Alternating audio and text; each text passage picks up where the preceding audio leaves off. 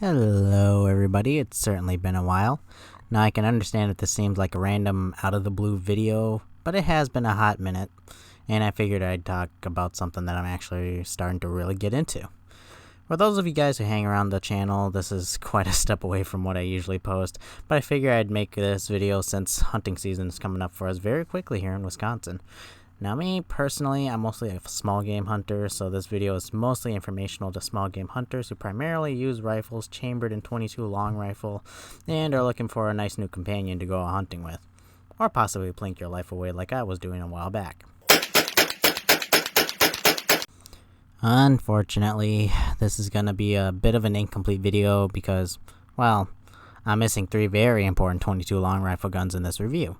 One of them, which I'm going to take tremendous flack for, I can tell, is the Ruger 1022, a staple for shooting .22 long rifle nowadays because of its reliability and customizability, considering you can turn the damn thing into a bullpup.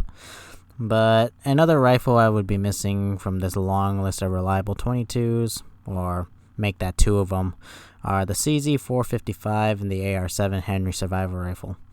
And yes, that little thing is a rifle for those of you guys who don't believe me. What I do have, however, are 3 other fantastic .22 long rifle guns that I do tend to see in a lot of lists that list off the top .22 long rifle guns you could buy. The first one being the Savage Mark II, second being the Marlin Model 60, and last but certainly not least, my very own Smith & Wesson M&P 1522. Man, that last one is always a mouthful to say. Let's first start with the Savage. The Mark II rifle is a bolt-action system that has a blued 21-inch carbon steel barrel with a 1 to 16-inch rated twist. This particular model is the Mark II F, and it comes with a 10-round detachable magazine and iron sights if you ever need them. However, I don't feel like re-zeroing the scope, so I can't say I want to show them to you guys. Many apologies. This particular rifle has a tactical pronghorn scope with a standard crosshair, and at 5.5 pounds without a scope, it's pretty easy to carry. With the MSRP of $230 on Savage's website, not exactly the biggest wallet eater in the world, as I've also seen these rifles around $200 at the local gun stores. Next up, the Marlin Model 60. If you're looking at it as it is, it literally is just what it is. It's just a simple looking rifle, which a lot of guys would prefer. No hate to you guys. The walnut finished hardwood stock is just simply beautiful to the eye. The Model 60 has a button safety, as well as a bolt hold open system to which the bolt can be closed with a simple push of a button.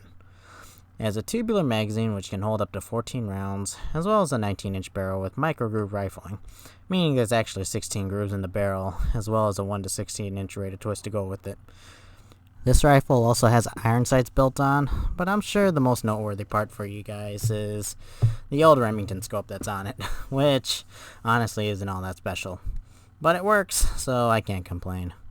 It also weighs as much as a Savage at 5.5 pounds, with a comparable MSRP online of $213, though I found them as cheap as $150 at the local pawn stores. And lastly, but definitely not least, the M&P 1522. As some of you guys know, this is pretty much one of the closest looking AR lookalikes on the market, without actually getting a .22 LR conversion kit for your AR. It can be customized much like an AR-15, and from what I hear is actually the training partner for a lot of competition shooters. It comes with a 16.5-inch barrel with a 1 to 15-inch twist, and even has a bolt hold open system similar to an AR-15, which remains open even after pulling out the mag. This particular model is the Sporter model, so it comes with an M-lock rail, the M-bus folding sights, though because of this, I can't exactly use them. I put a scope riser combined with the Tasco Bucksight 3 to 9x40 scope. Sorry for the crappy view on the reticle, by the way. And at 4.8 pounds without a scope, it is by far the lightest rifle out of the 3 here. However, the major drawback is that this rifle is like $450 brand new. No, you shouldn't let that deter you because this really is a fun rifle to have. Whew, finally done with the introductions. So now let's compare these 3 rifles. First things first, You'll notice that this won't exactly be an apples to apples comparison, as the Savage and the Marlin have quite longer barrels than my little 1522. It should also be noted that the Marlin, if you guys can tell from the B-roll, is quite a bit older than the other two. So without further ado, let's begin the accuracy test.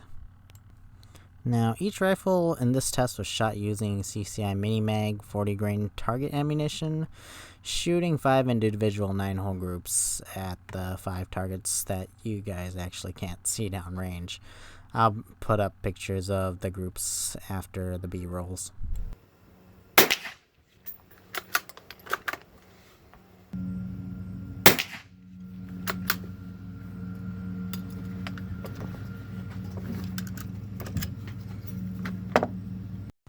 As you guys saw, I shot the Savage first, and man, that rifle really just is not nice to the other two rifles. All targets ranked at less than an inch size group, well, except for that last one. Damn flyer. But still, not bad at 25 yards, especially for a guy who many would consider a rookie shooter, which by all means I am. However, I think we should continue on. On to the Marlin. Oh, really? Luke!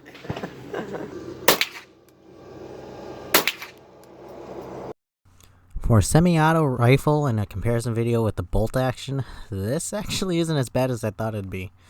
I'm not sure how the micro-grooving in the barrel might or might not affect the grouping size, but with an average group of 1.43 inches, it'd be more than good enough for hunting small game with.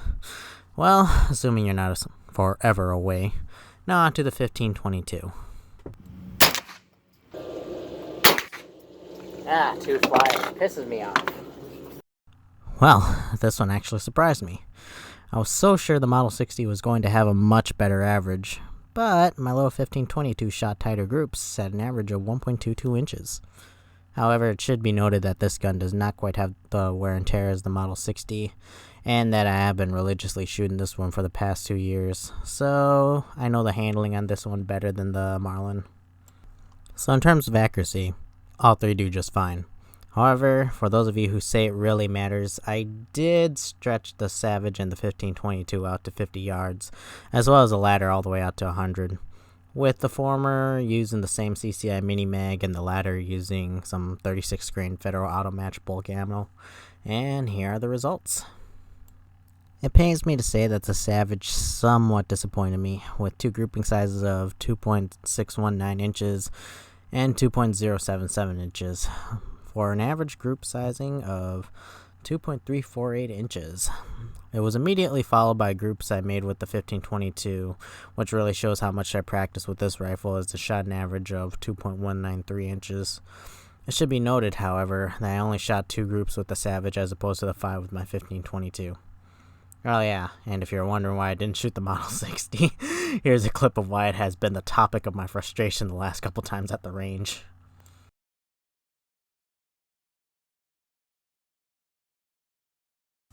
Now, the 2 targets on the top right and the bottom left were made by the Savage. Yeah, I just used the same paper for the Savage as I did the Model 60, so some of you guys aren't going to believe me, but it's true. And I'm not exactly sure why the Model 60 has been throwing shots left and right,